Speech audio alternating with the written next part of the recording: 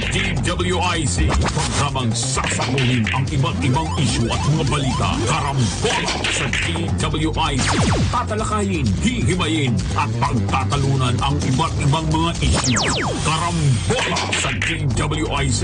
Programang pwede kang mag-reach pero pwede ka rin mas-crash. At ngayon, narito na ang inyong mga karambulista at ang programa Karambola sa DWIC.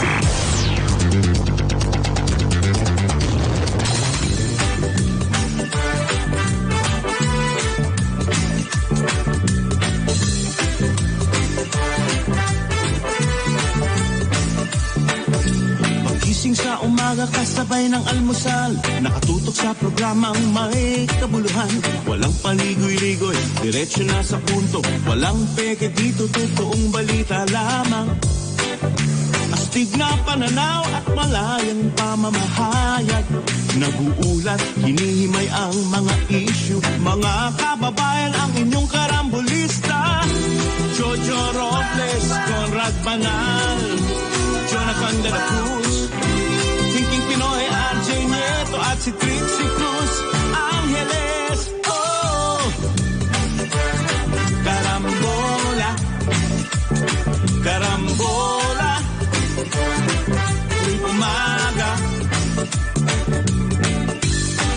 Oh, oh, Karambola, Karambola. Sa DWIC 882.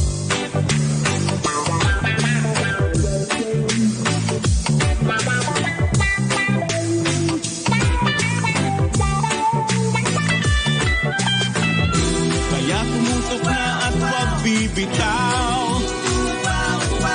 Alamin ang nangyayari sa bayan nating mahal. Oh! Karambola, Karambola, tuwing umaga. Magandang Miyerkules na umaga po sa ating lahat. Siyam ng umaga dito po sa ating programang Karambola sa DWIC. Kaya po ako medyo binabagalan ko ang aking pagsasalita sapagkat hinihintay po natin yung ating mga kasama dito sa ating programang Karambola. Ito po yung kaibigan, Jonathan de la Cruz. Siyempre, mamaya-maya, inaasahan natin na darating si TP, RJ Nieto, aka Thinking Pinoy. Yung dalawa po nating kasama, si paring Conrad Banal, at saka si Atty. Trixie Cruz Angeles ay pareho hong may mga kailangang napaka-importanteng sikasuhin, kaya tayo lang po muna. At sapagkat maganda naman, sapagkat anyway, ito si Winner 77 days 77 days to go before Christmas. Ayos na ayos yan, paring Winner. Alam mo na kung anong gagawin mo. Alam mo na, oh. Nandito na po. Kasama na po natin ang ating kaibigan at kapartner dito sa ating programang Karambola, si RJ Nieto, aka Thinking Pinoy. RJ! Kanina pa ako dito, sir. Sabi mo, hihintay pa natin si RJ. Na-traffic lang pero nandiyan na po ako in a couple of minutes. Oh, ba? Marami pa tayo pag-uusapan ngayon, sir. Kasi, una, alam niyo ba yung Apple mainit daw sa China? Bakit daw? Kasi, mamaya yan. Maraming muna yung mga pag-uusapan natin, no? Una. Maraming pag-ano tungkol dyan sa China ngayon, nangyayari. At, extension ng US-China. Trade war, mahaba na naman. Pahaba ng pahaba. Ayun. Ganito po, boss, Jonat. Papanik ako na mabilis sa elevator. Tapos, magkita tayo agad. Okay. 1 minute. Okay. Tama-tama yan. Sapagkat napakarami po natin pag-uusapan. Unang-una nga, itong tungkol nga dito sa nangyayari dyan sa China. Siyempre, yung traffic na sinasabi ni RJ, wala naman daw traffic, sabi ni Spokes Sal Panelo. Pero hirap na hirap po ang ating mga kababayan dahil napakaraming kailangan na ayusin. Ngayon, yung LRT2, yung linya na yan, di ba nagkasunog nga po yan at inaayos po ngayon. Pero ino-open house unti-unti yung mga section. At ito siyempre dito sa SLEX. Mabuti nga ang nangyari ngayon, naging one-way na po yung Eastern Service Road magmula sa Alabang papuntang Sukat. At ang balita kagabi ay ang San Miguel Corporation na siyang nag-ooperate dito sa SLEX, itong South Luzon Expressway, ay nagpahiwatig na bababaan nila yung toll rate dyan sa portion na ginagawa sa ngayon kasi meron pong ginagawang extension yung SLEX at nagkakaroon nga po ng napakatinding traffic ngayon dyan. Pero sabi po ng San Miguel Corporation, ang pagkaintindi natin, ay nakipag-usap na sila sa TRB para magbaba ng kanilang toll rate bilang pagkikiisa sa mga commuters at saka sa mga siyempre sumasakay dyan sa SLEX na yan at kumagamit ng SLEX sapagkat nga nagkakaroon ng matinding traffic po sa ngayon dyan. Inaayos naman po. Kailangan lang po natin intindihin yan sapagkat yan naman pagkatapos ng ilang buwan ay gagaan ulit ang traffic natin. Dumadami po kasi ang talagang gumagamit ng ating expressway. Talagang kulang na po tayo pagdating sa transportasyon at kaya nga importante na ayusin natin itong ating mass transport system. Ayan, tama-tama. Nandito na. Morning. Good morning, RJ. Ano yan? The anti-heroes here ba? Mukhang ayos na ayos yan. Hindi po ito statement, sir. Ito lang yung kasa sa Uniqlo nung bumili ko. Naglalabas pala ng Uniqlo ng ganyan. Ba okay Uniqlo sa Singapore. Basta yung... Wala pa akong nakikitang ganyan dito. Hindi kasi sa tabako na to, huwag kang maarte sa damit. Kung ano lang kumasa sa'yo ng maganda-ganda. Okay na. Congratulations na. Pareho lang tayo ganyan din naman tayo. Pag papasarap ang pagkain. Ito lang si Winner ang hindi nagbibigay sa atin ng napakasarap na kakanin hanggang ngayon. Mahina tayo kayo. Mahina talaga tayo. Pero kanina, RJ, napag-uusapan natin yung mga explosive. Napakarami natin na mga bali-balita na mukhang matindi-tindi. Di ba sabi mo in-extend yung US-China trade war? Oo. Rin na. Kasi po, meron po isang app, ang tawag parang map.live, parang ganon. Ang purpose ng mapa, ililista po lahat ng lugar kung saan may police activity. Para po bang ways? So yung mga users noon, halimbawa nakakita ng may police sa kanto, itatag nila, may police sa kanto na to. Tapos i-share yun sa lahat ng ibang users ng app. Initially, binan yun ng Apple kasi ang argument, ano po ito sa Hong Kong. Itong app na ito. Noong una, binan po ito ng Apple. Kasi ang sabi, kesyo daw, it helps people evade law authority, law enforcement. Pero recently, nag-decide po yung Apple na i-approve, na i-allow po sa kanilang App Store. So, nadadownload po na lahat ng taga Hong Kong. So basically, meron pong weapon ngayon, yung mga taga Hong Kong, para iwasan yung mga police. Ngayon, galit na galit ang China. Under fire po ngayon ng Apple sa China. Ang hindi ko magets ito, ganito ang Apple, hindi naman niya tatanga-tanga na basta nilang gagawa na walang kadahilan na alam nilang magkakaroon ng implications pagdating sa relations nila sa China. Tama. On one side. Para rin yan yung Houston GM Yun. Yung Houston Rockets. Ay, hindi. Mas malala ito. Oo nga, dahil na... kasi Houston GM, puso lang at laway ang Ito talaga, weaponize mo talaga So, ang akin, parang sabi ko, an economic sense, parang bad idea yata yung ginawa ng Apple. Kasi, pag sila naban sa China, tapos na. Tapos sila. Ang laki-laking market niyan. Ang laki-laking market niyan. So, talagang mag-dominate talaga doon, Huawei. Subsidiaries. Pero on the flip side, bakit despite that fact, and despite Apple being a for-profit company, bakit nila... Ginawa nila yun. Di ba? There has to be an underlying reason kasi itong mga businesses hindi naman sila nila basta-basta gumagawa ng ganyan. Hindi neck out for that. Hindi. So, ang tanong, pinupondohan din ba sila ng US government? Parang guys, alam ko naman na mababolja kayo ng China pagkatapos nito. Pero bakit ninyo ginawa? Hindi. Kung US ang kumakausap. So, may may pampatalino rin ba sila?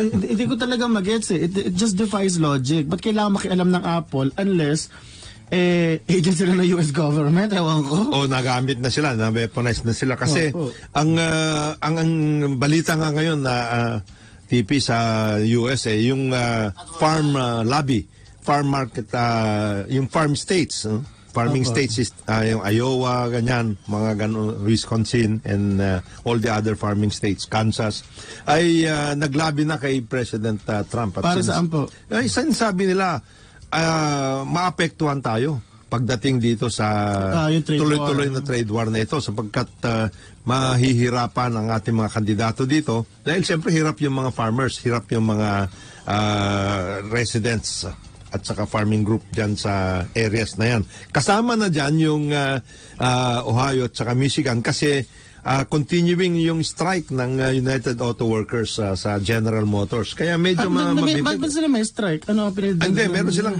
collective bargaining season ito eh. Kaya meron negotiations pagdating sa kanilang CBA. Kaya malaking problema rin ang inaharap ni President Trump. Isa pa na nga dyan, yung tungkol dito sa pag-withdraw na naman niya sa Syria. Medyo malaking problema ang inaabot niya.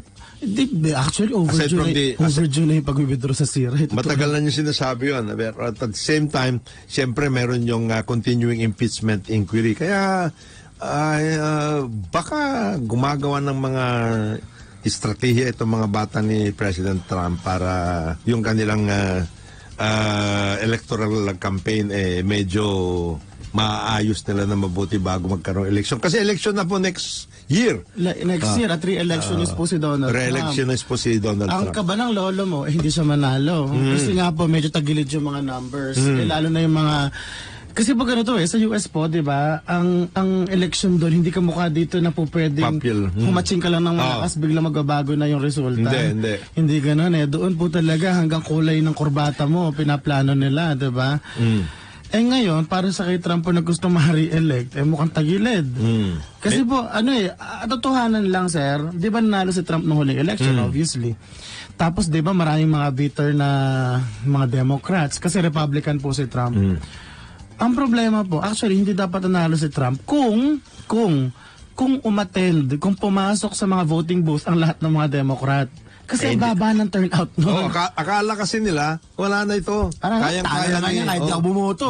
Kaya-kaya ni Hillary Clinton itong si Trump. Yun.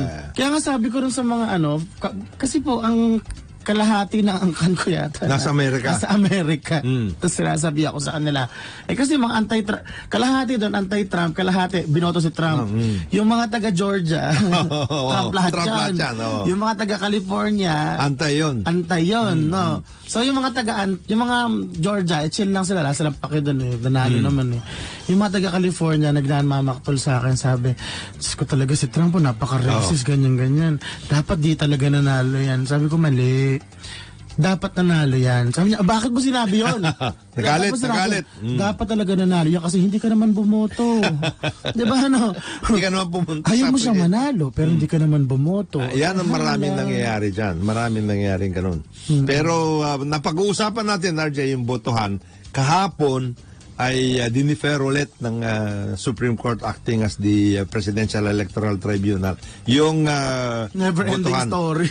Tungkol sa protesta ni dating Senador Bongbong Marcos. Bakit naman daw dinifer? Ano naman ang dahilan ngayon? Hindi, kailangan daw pag-aralan ng ibang justices. Yung present na ang pinag-uusapan po kasi natin dito ay yung tungkol dito sa pagboboto doon sa sinubmit na report ruling pati, ponensya ni Justice Kagiwa, Ben Kagiwa. Kasi siya po ang inassign ni dating nakaupong Chief Justice Maria Lourdes Sereno. At the time, na siyang maging ponente nitong Marcos versus Robredo na protest case. Inabot na po ng 3 taon yan.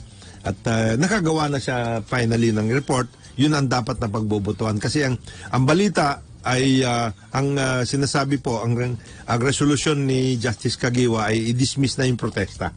Kasi ang sabi niya, wala naman substantial na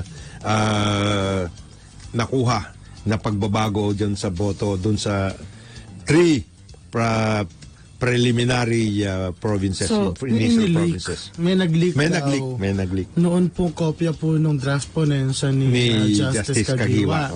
At pinagmamaktol nga din ng ibang mga ng mga ibang mga justices. Ngayon, ang hindi ko magets ito, nung binasa ko yung nag-leak, at according to sa mga sources ko sa mga little birds ko sa Supreme Court, yun nga talaga yung actual na sinulat ni Kagiwa. May mali. Kasi una ganito, fact, nabilang yung kayang bilangin. Ang diferensya, yung importante yung kayang bilangin. Nabilang yung kayang bilangin. Ibig sabihin po, nabilang yung mga hindi lusaw, yung mga hindi nabura ng isda yung sulat, yung mga walang damo-damo na tinubuan na ng mushroom. Ulitin natin, nabilang yung kayang bilangin. Ang problema, yung pong draft decision ni Kagiwa, it totally ignores yung fact na a vast majority yata, o basta a very large number na lang, huwag na sabihin natin vast majority, pero a very large number of the votes ballots are uncountable, illegible na. So ganito, if I were Kagiwa, I would have taken the prudent route, route na sabihin ko na. Alright, ito yung countable, pero itong according sa mga countable na balota, ito yun. Talo si Bongbong. Ayun, natatanggap ko yun eh. According sa countable na balota. So, lalagyan mo ng conditional. If we will decide based solely on sa mga countable na balota, talo talaga si Bongbong. However, we also have to take account na sabihin natin na 30% ng balota uncountable. So, I enjoin my colleagues to decide on whether to nullify it or not. I mean, to nullify the votes of the entire province, considering na hindi representative yung sampling ng mga boto rito by virtue of those uncountable illegible ballots. Ang problema hindi. Dinedma niya. Ang ginawa ni Kagiwa, diniretso niya. Ito po, nabilang po namin yung mabibilang, yung pwedeng bilangin. At base po dito, deadman na po na tonelada yata ang balota na lusaw, talo na po si Bongbong. Katarantaduhan niya. And then, ang kanyang recommendation ay dismiss na yung protest. Wag nang pag-usapan yung fraud. Hindi lang i-dismiss, wala pang appeal. Complete and utter dismissal. Ba't ganoon? Yun ho naging issue dyan na ang balita rin namin, ayon sa mga kaibigan ni Paring Wenner doon, ay pangatlong beses na pong dinifer itong voting nito sapagkat sabi ng mga ibang justices ay wag naman ganyan. Pag-aralan natin na mabuti yan kasi that will not be reflective of the real will of the people. May nakausap na ako taga BBM camp kahapon. Mga katrabahong empleyado. Kumusta naman ang atmosphere dyan? Sabi nila, malungkot. So sinabi ko, isipin nyo na lang for you Kasi itong natatrabaho kay Bongbong Camp, kaklase ko nung college. Sabi ko, isipin mo na lang, double-edged yan. May plus at minus yan. Ang minus niyan, forever yung recount. Parang never-ending story. Yun yung negative dyan. Hindi mayari-yari. Siguro every month na humahaba yung protest, gastos kayo ng gastos. Totoo naman yun. Totoo yun. Pero on the flip side, good pa rin yan kay Bongbong. Why? Kasi he has a way to stay relevant without doing anything. Kasi nga po, isa sa mga kaba ng mga politiko, lalo po yung mga aktibo pa, mawalan po ng eksena. Kasi po pag nawala ka sa eksena, sa napag-iwanan ka ng panahon na yung dumaan at lumipas. Halimbawa, si Noli de Castro, di ba? Di ba nung araw, tumakbo yan na vice presidente, bangon yan, Antindi. Kaya lang, nung bumaba na nung panahon ni Pinoy, nung umupo si Pinoy, wala na. Parang ganon. Tapos pangalawa ka ako, in fairness to you, people like underdogs. Di ba? Mga guys, di ba di ba pinakasikat na team sa PBA Ginebra? Dahil sila underdogs halos madalas. Lalo nung, sorry tagal ko na hindi nanonood ng PBA eh. Pero nung panahon parang, sorry 1996, yung nag-Grand Slam ang Alaska, tapos sa kalaban pa nila doon, Ginebra. Palaging talo. Laging talo Ginebra, pero pagkasigawan sa sila Arneta pinakamalakas. Coliseum, diba? Sila pinakamalakas. Ginebra talaga eh. Parang ganon. Gusto ng tao yung may challenge. Sabi ko, ini-imagine ko, sabi ko sa kanya, imagine mo na lang halimbawa, nanalo si Bongbong ngayon. No? O din nakuha na niya gusto niya. Di ba, no? Oo. Kung mga supporter niya, passionate pa rin na supportahan siya, pero not as passionate. Ngayon? As nung dinadaya, ngayon, nagalit pa. Oo. At saka, ang importante dyan, hanggang ngayon, ang tingin ng tao, talagang nadaya siya. Totoo naman nga. Oo, totoo naman. Hindi ba? Chong naman. Di ba, tagal nagbilangan, kaya parang parang kasi ako impression ko kaya ang tagal nag-umpisahan yung revision process. Kasi binabasa pa yung balota. Hindi ko inumpisahan yun may oras ba naman yun nalusawin? Saka ba naman nakahanap nung may kontrata may agreement na magiging custodian ng COMELEC ng mga ballots. Tapos yung mga ballots naka-sealed containers. Ano yung sabihin ng selyado? Diba? Walang papasok doon, walang lalabas. Kumbaga mas mas airtight pa yung kaysa sa kondo. Tapos parang pagbuklat, ang dami, walang mga kandado, nabasa, kung ano-ano nangyari doon, natunaw. ginawang aquarium yung mga ginawang aquarium yung mga ballot boxes at lahat. Pero yan nga yung pag tuloy-tuloy ito. Ang nangyari din naman kahapon na TP ay ang Sandigan Bayan ay remediate na yung kaso. Dinismiss yung kaso against the Marcoses and the Tantocos. Civil forfeiture ba to? Civil. Tantocos, ano po ba issue dito? Yung Tantocos ay mga crony ng Marcoses at anong assets ito? Yung Rustans. Rustans at saka iba't ibang mga properties.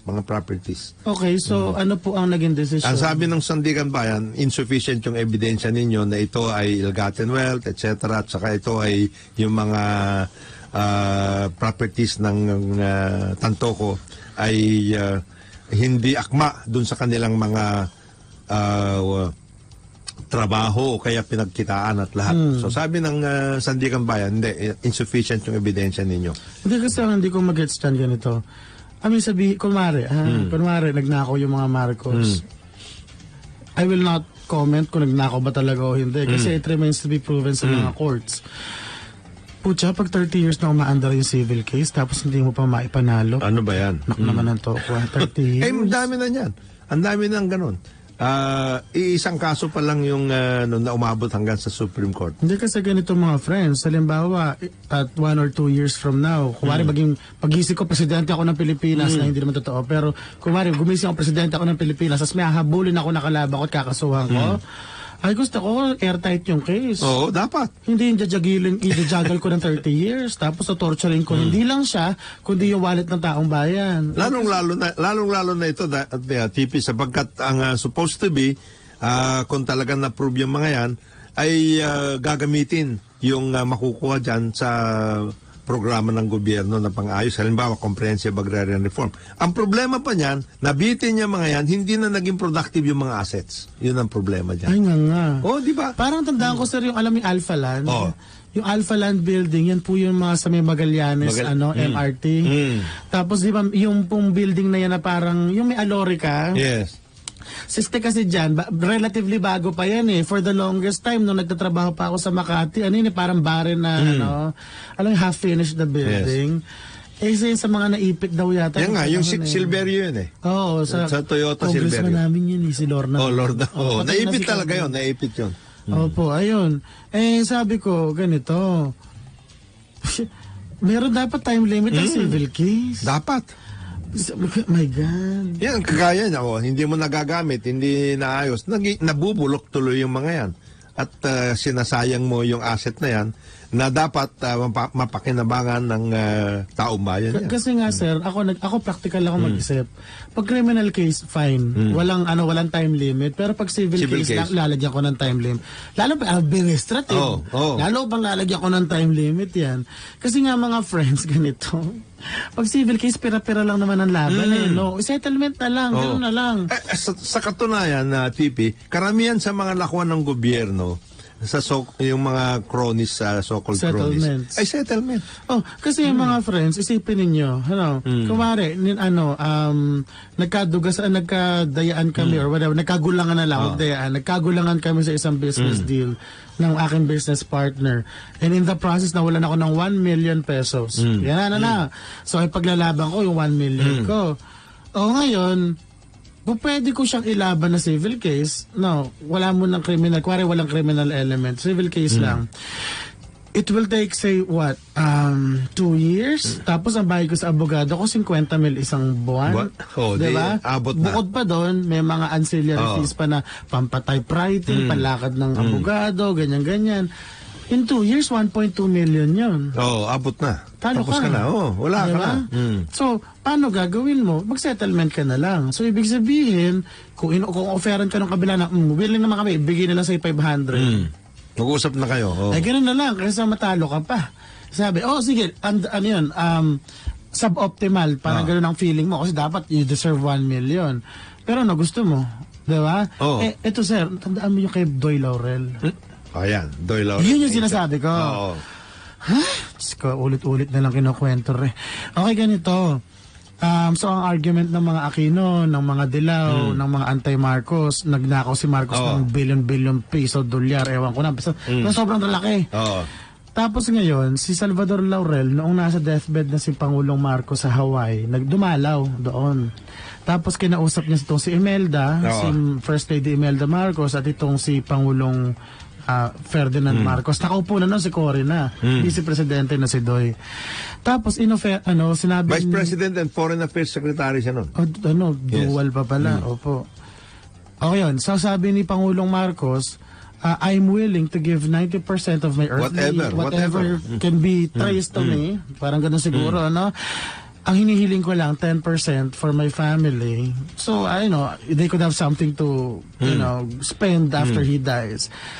At ang top 10% for my family, and you allow me to go home so I can be buried beside my mother.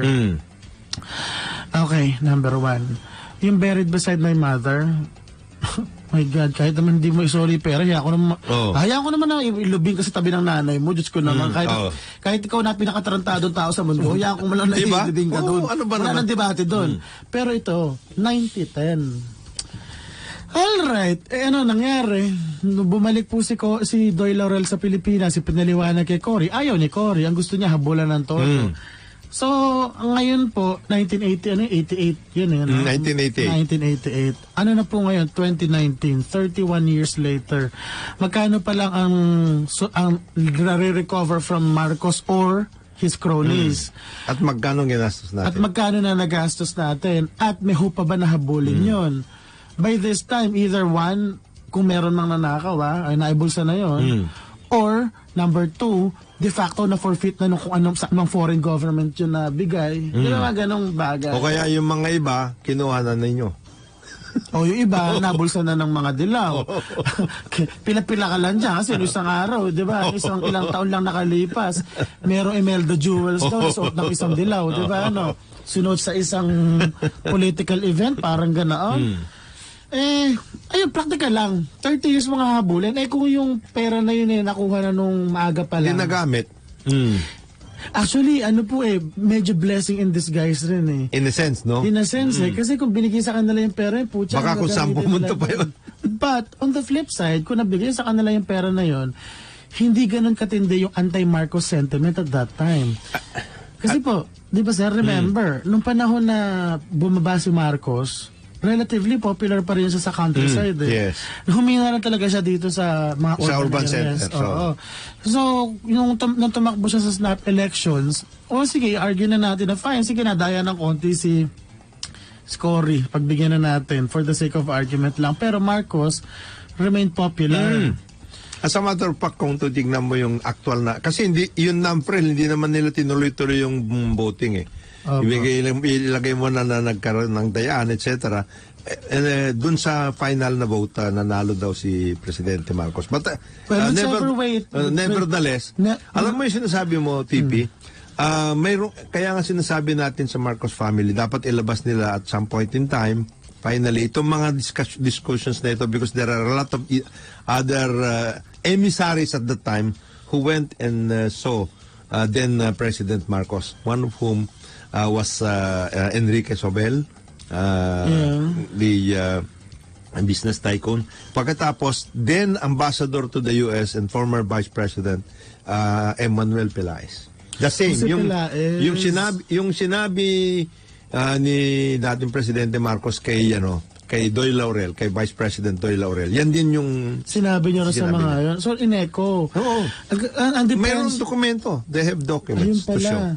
Hindi kasi ang drama ko dito, sir, kung sakali man na naisoli yun noong 1990s or maybe ultra late 80s, yung hate against the Marcos is not that much. Hindi kasing lala nung yung hate noong 1990s. Isa yan, number one. At number two, yung mga projects na naiwanan na dapat naman pinakinabangan ng taong bayan, tuloy-tuloy yun. Totoo naman din. Kasi diba? Po matatandaan niyo pagkatapos ng LRT, yung LRT po na Baclaran Monumento, anong taon pa nasundan yun? 2001 pa. Ang tagal na nun. 13 years later. Isipin mo yan. Tapos hindi, naku po, Diyos ko, yung sinasabi ko na hindi ganun katindi yung magiging hit sa mga Marcoses, honestly, wala na akong pakialam kung ano hit sa kanila dahil problema ng pamilya niya yun eh.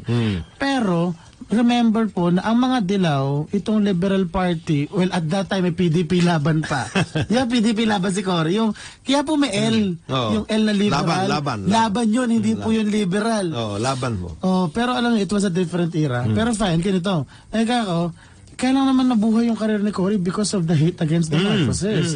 Kasi nga po, prior, wala namang career yan si Cory. Wala namang political career yan. Kahit si Ninoy nun, yes, he was the de facto most prominent person in the opposition, pero hindi naman siya yung, alam mo yun, na parang Duterte na nagmamab sa kalye tapos biglang pwede mo punuin yung luneta. Hindi ganun. Plaza Miranda nga yung kanilang po nun, sir, di ba? Ang kanilang rally nun ang liit-liit ng Plaza Miranda.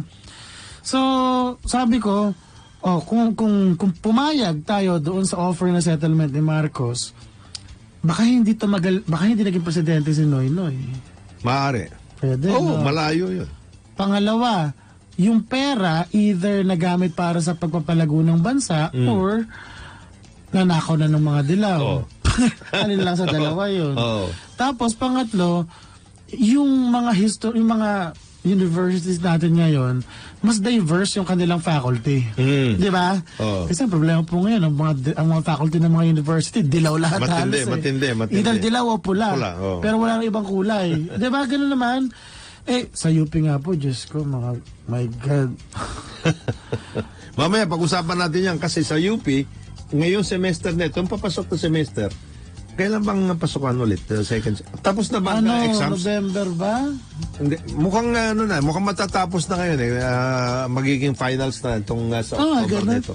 Tapos papasok na yung second semester. Ang balita ay inaayos na yung tungkol nga doon sa subject na culture, elective subject na martial law. Panawagan lang. Doon sa viewer natin na si G-May. Pag mo nung spam yung we stand and support TP, ang corny naman yan. Stick to the topic. Hindi ko kailangan ng rara girls. I mean, chill naman tayo, pero hindi na kailangan yung mga ganyan kautotan. Deadma lang. Alas 8:31 po ng umaga, magbabalik po ang Karambola sa DWIZ. Karambola sa DWIZ. Balikan natin ang ating mga karambulista at ang programa Karambola sa DWIZ. Karambola, Karambola. Balik tayo dito sa ating programang Karambola sa DWIC. Ito pa rin yung mga kaibigan, Jonathan de la Cruz, siyempre kasama natin, RJ Nieto, a.k.a. Thinking Pinoy. Yung dalawa po nating kapartner dito, si paring Conrad Banal at si Attorney Trixie Cruz Angeles, ay pareho pong absent. Hindi, si paring Conrad bukas. May general terms lang naman to, sir. Pero may pinag-uusapan kasi kami kanina sa Karambulungan. Kasi ganito mga friends, kalakaran talaga sa politika, yung may mga padulas-padulas. Alam natin yan. Part of the, not only in politics, yung mga may gustong kahit ano sir, Diyos ko hanggang lobbies. Yung ngayong gifts, etc. lahat ngayon po, sabi nung, siyempre nagkaroon ng chismis dati na kesyo daw ako'y nasa payroll ng isang senator. Mga ganon. Kasi ganito mga friends, napapansin nyo naman, kumpara sa ibang mga vlogger, hindi lang yung sa yung kabilang side, pero lahat ng vlogger, ako yata ang pinakamaraming binabangga. No. Hindi nagiging ko ka na nga doon sa ganon Nagiging ikaw nang pinakasikat sa ganon. Nagiging notorious na sa ganon. Sa mga pag-usapan natin yan. Pag-usapan natin yan mamaya, Pipi, sapagkat ito may magandang balita tayo dito. Ano ba ito? Kasama natin ngayon sa ating linya si paring Ray Hunya, private sector representative dyan sa Toll Regulatory Board. TRB. Kasi ang pinag-uusapan natin, itong ang daming ginagawang mga toll roads at lahat. At siyempre, ang pinaka-importante pag-usapan natin ngayon, itong nangyayaring extension ng South Luzon Expressway at saka yung iniinda ng ating mga kababayan na napakatinding traffic dyan sa area na yan. Paring Ray, magandang umaga sa'yo. Good morning. Good morning, Paring John. Kasama natin siyempre si RJ Nieto, Thinking Pinoy. Good morning po. Good morning everybody there. Ang anong balita na pag-aayos dito sa SLEX? Kasi di ba for a while iniinda natin yung traffic dyan at saka meron yatang ginagawa ang TRB tungkol doon. Jonathan, it's like this, let me clarify na ang project ng extension na yan ng Skyway is intended para mag-improve ang traffic flow ng South Luzon Expressway. Okay. When I say mag-improve, bakit kailangan i-improve niya, no? Before nagkaroon ng problema immediately, ang traffic situation ng SLEX was a very bad normal. Very bad normal. Very bad normal. Sir. Magagamit ko yan. Salamat, sir. Tuloy niyo po. Ngayon, anyway, ang nangyari doon, ang toll road is actually an alternate road. Yes. And paggamit mo dyan, magbabayad ka. And of course, kung magbabayad ka, may expectation ng motorist ng value for their money. Yes, convenience, lahat, etc. Yes, that includes convenience, safety, etc. Okay? Now, in our findings of board, hindi na-achieve yun. Because yung level of service, meaning gaano kalakas ang traffic dyan, nasa level na ng nag-stretch na ng 8 kilometers ang haba. Yung queuing time to cross the viaduct. Wow. Napakatindi ng traffic talaga. Yes, so pagka-cross ng viaduct, that will be an approach to the Skyway. Then saka lang siya luluwag. Ano yan choke point? Choke point, Choke point yan. Sir, para nag-apply ka ng business permit. Ganyan din nabot ko. Hindi, ganun talaga kasi sumikip na yan, saka napakarami na ng sasakyan dyan. Yeah. So what we did, sabi namin, i-extend na yung Skyway hanggang Susana Heights area. Okay. So that yung mga galing sa south, hindi na aakyat pa ng viaduct para maka-approach lang sa So, ang ginagawa dyan is actually a solution to the problem. But just like in any infrastructure situations, things can get worse before it can get better. Yes. Yeah, so ang nangyari dyan, while we were on board was pushing for the solution. Actually, that was the solution na nakita talaga na and push the operators to do that. We were in a hurry to really start it para mas mabilis, mas maigi masusolve ang situation. Ang problem dyan, unfortunately, in the rush ng construction, nakalimutan na mag-advise sa tao na magsasara ng isang lane. So hindi nakapaghanda ang tao. Hindi nakapaghanda ang tao. So the effect of that Carmageddon, they defined as Carmageddon, ay umabot ng 24 kilometers. Ang tail end on September 25 ng traffic was at Eton City. Ganun katindi. And that's Kabuyaw. Ganun katindi. From Alabang to Kabuyaw. So, luckily for us, on that day may board meeting kami. So immediately tinake up namin yon.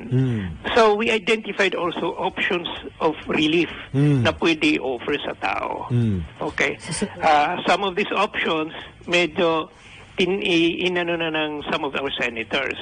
But that option had always been on our table from day one.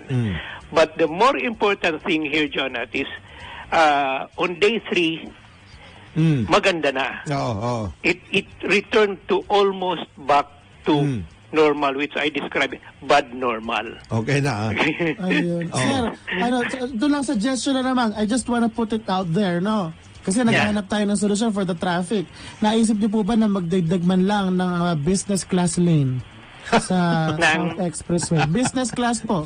We can make it pay like 200 or 300. Sir, ang toll road kasi hindi airline eh. Hindi pala. Hindi kasi, kaya nababanggit yan ni TP Ray, sapagkat may suggestion kasi na parang inilabas ng isang nag-text kay Senador Grace po na parang pinick up din niya na dito daw sa train system, MRT3 at lahat, lagyan ng business class.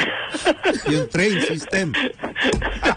Okay, so anyway, so anyway dito, so tuloy-tuloy naman yung paghahanap ng maibsan yung problema ng ating mga kabayan. Okay, ano yung mga ginawang immediate, ano? One is tinatawag kagad namin yung operators. Okay.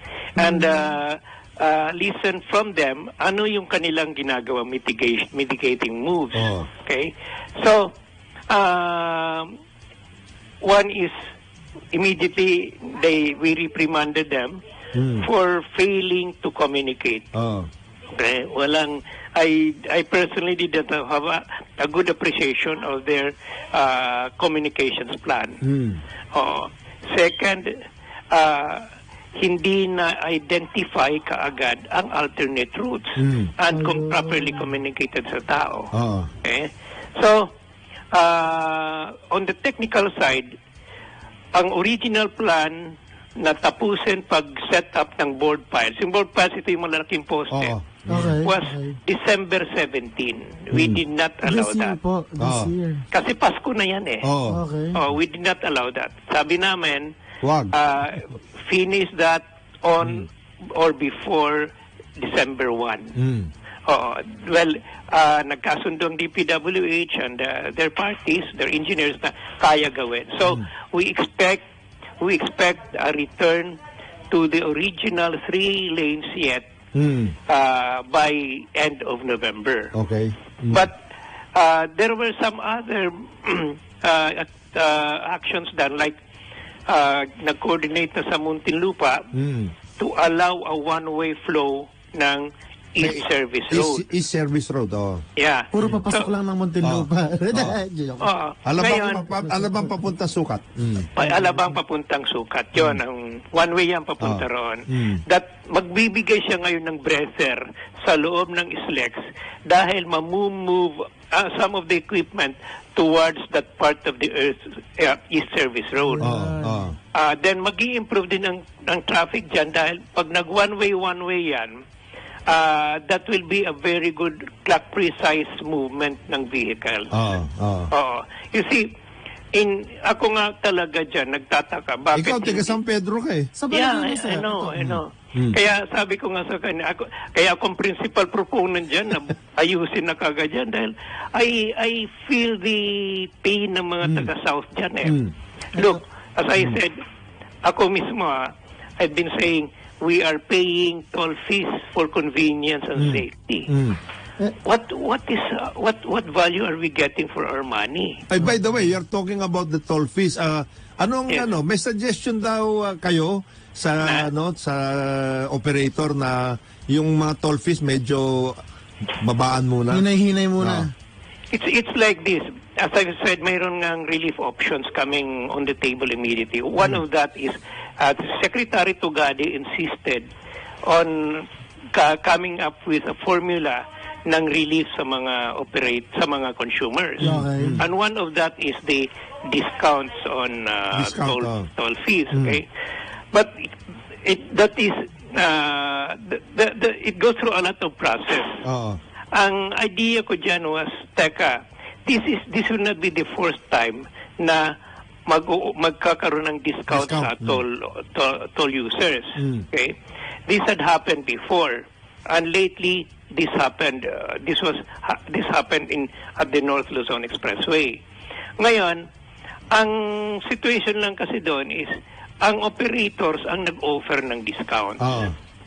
So that will be a lot easier than mag-muscle in ang TRB and say mag-discount kayo. I understand San Miguel has already said so, that they are looking into that. Yes. We've been in touch with them immediately. I personally talked to some of their officials na why don't you make it easier for everybody? Anyway, marirecover din naman nila yan in time because in a year's time yan eh.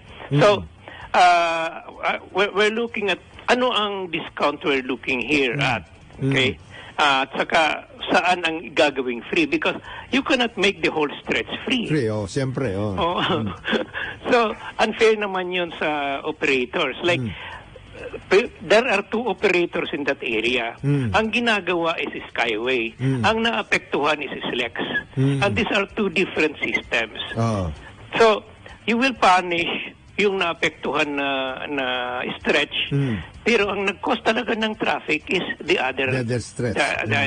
So these are things na pinag-aaralan din ng board namin ngayon. Specifically yung aming mga technical people. So as again, I'd like to repeat, yung situation dyan is we're working on a solution. Kasi kung hindi mo yan i-extend ng Skyway, walang katapusan ang build-up ng traffic because there is a carrying capacity lang ng viaduct na yan eh. Very limited, ano? And saka na-overshoot na niyan yung kanyang carrying capacity. So, Ray, maraming salamat sa iyo. Okay, Donat, anytime. Continuing ang ating pakikipag-usap tungkol dito sa pag-aayos. Marami pa daw kayong mga ibang expressway na aayusin. Yes. So, ano ito? Una, marami din kaming dapat ayusin na napabayaan pala nung dati. And that is what keeping us very busy. And sa maraming mga expressways because of the congestion na ng metro streets. Ang expressways would be one of the solutions, but that will not be the only solution. But personally, Jonathan, ako, I would rather suggest that the government reviews its policies on privatization. Yes. Because that is another issue that we will have to discuss with you at some point in time. Ray, maraming salamat sa iyo. Jonathan. Okay, thanks. Salamat sa. Yan po ang ating kaibigan, si Ginoong Ray Hunya, private sector representative dyan sa Toll Regulatory Board. Okay, para matapos ko lang ulitin. Ito, so basically mga friends, hindi ako titira ng ganong kadami kung nang bayaran ako ng mga yun. Nga.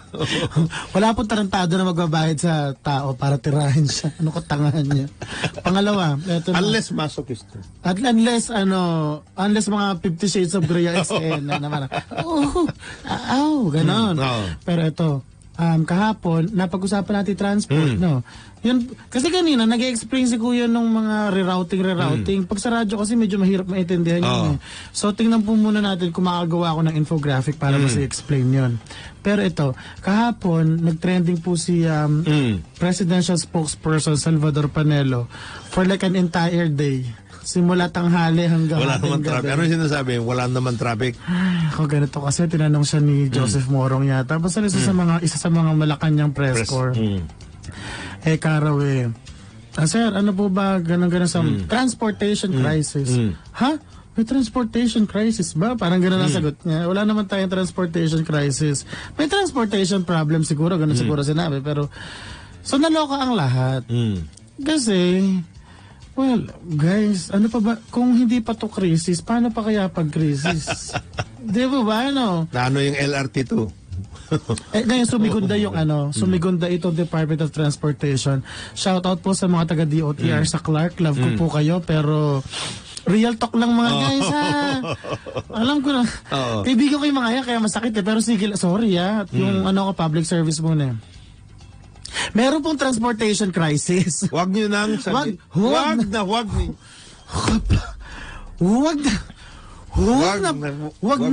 na natin i-deny pa. Diyos ko. Hindi kasi naglabas ng press release kahapon yung DOTR. Kaya nga tayo humihingi from the very start ng emergency powers.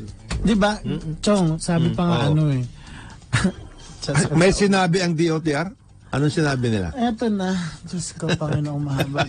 Naglabas ng press release ang DOTR explaining na over the past 3 years, nakatapos po tayo ng 64 airports, ganyan-ganyan Sinabi ko, girl, na-appreciate ko naman yan at salamat po Secretary Artogado for the new airports and stuff.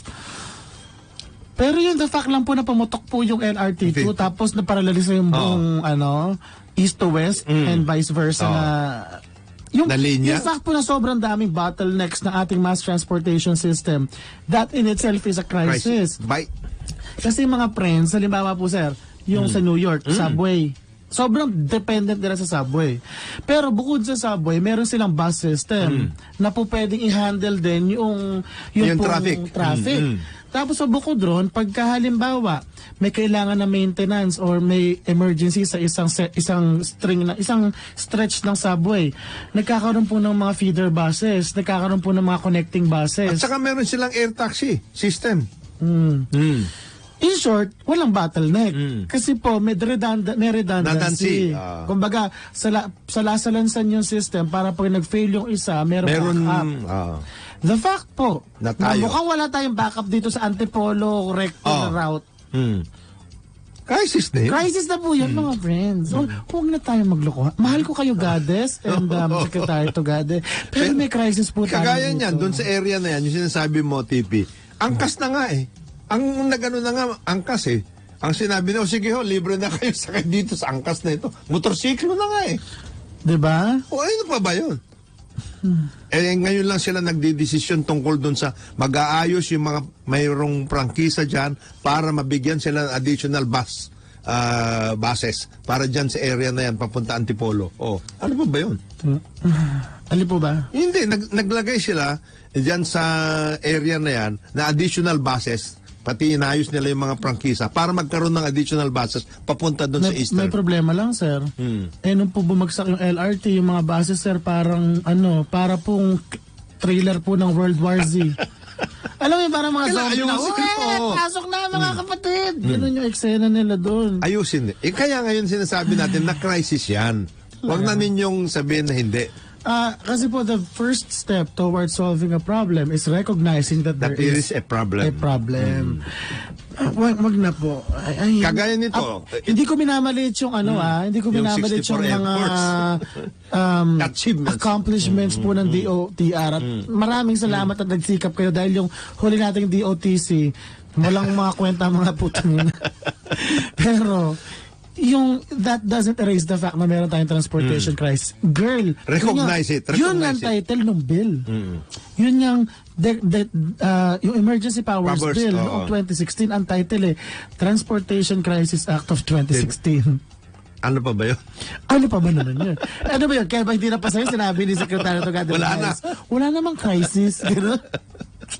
Nakadalawa na kayo. Sal Panelo, Sal at saka kayo. Ngayon, if we will have to be parang mag-semantic nitpicking tayo na technically it's not a crisis, ganyan. Kamukha na sinabi ni Panelo. Wag na. Wag mo na sabihin. It just adds injury to insult to injury. Di ba?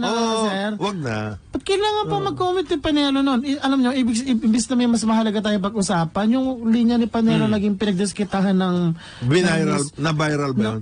Number 1 sa Twitter Wow. Ang depresya naman, sir, hindi ko naman masisi yung mainstream media. Siyempre. Dahil tinignan ko talaga yun, sir, nag-shoot up ng mga 20 yung BP ko, sir. Sabi ko, nung nakita ko talaga, sabi ko, inday ang adalat. Ilabas ang adalat. Ganon. Imbis na pag-usapan natin tungkol dito sa budget, tungkol na dapat Uy, yung budget. Mamaya pag-usapan natin yan na TP. Kasi meron daw solusyon ang Senado sa ngayon. Lalagyan po ng business class yung budget.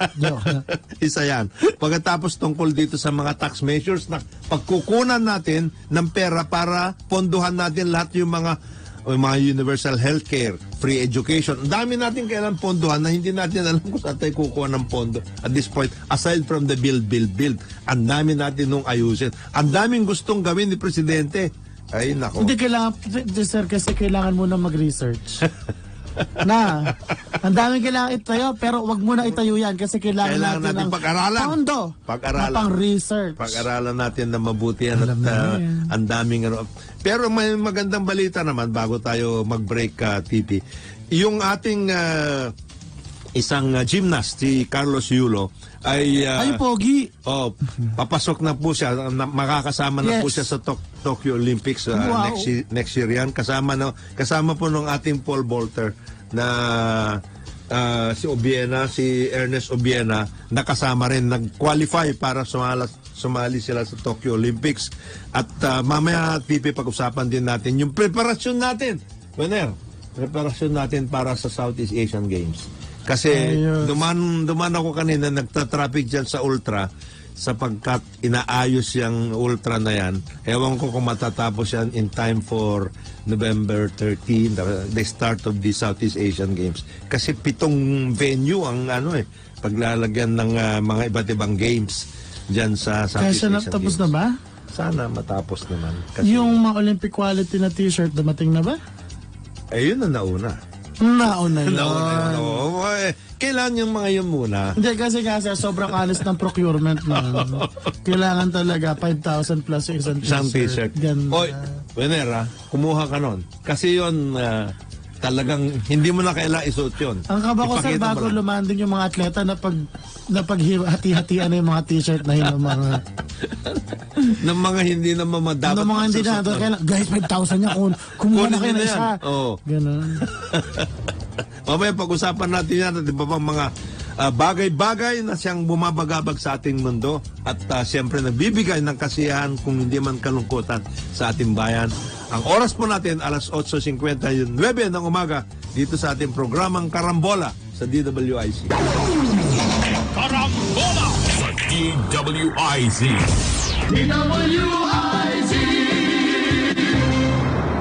Balikan natin ang ating mga karambulista at ang programa Karambola sa DWIC.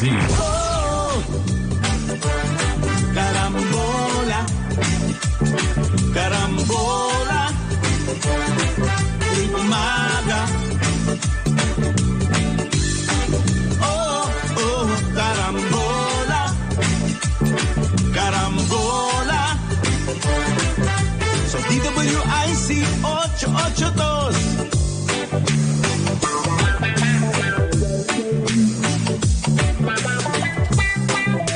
Balik po tayo dito sa ating programang Karambola sa DWIC. Ito pa rin yung mga kaibigan, Jonathan de la Cruz. Siyempre kasama natin RJ Nieto, a.k.a. Thinking Pinoy. At siyempre, Paring Conrad Banal at Attorney Trixie Cruz Angeles.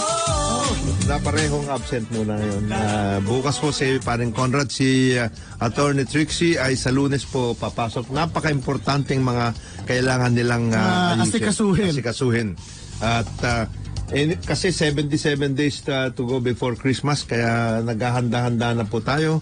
Naghahanda-handa rin sila at napakatindi ang mga pangangailangan natin pagdating.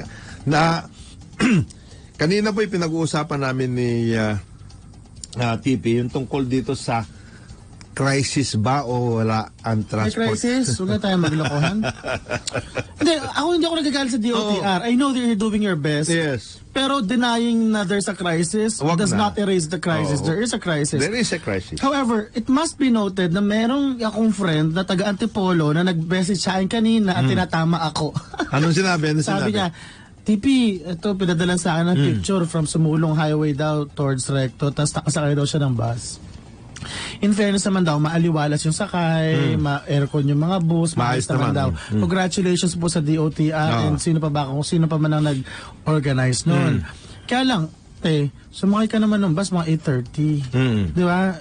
Ang usapan ko mga 7 o'clock. 5 pa lang. 5, 6. Ganon. Ganon katindi yung traffic. Yun ang issue. Kasi po, ang akin din, pagpapasok ako ng Karambola, tapos tanghali ako nagising. Tapos umalis ako sa bahay mga 8:02. Wala nang traffic. Mabilis kasi na nasa kusina na lahat Pero po pag umalis ako sa bahay ng 7:45, 7:40. At traffic ka.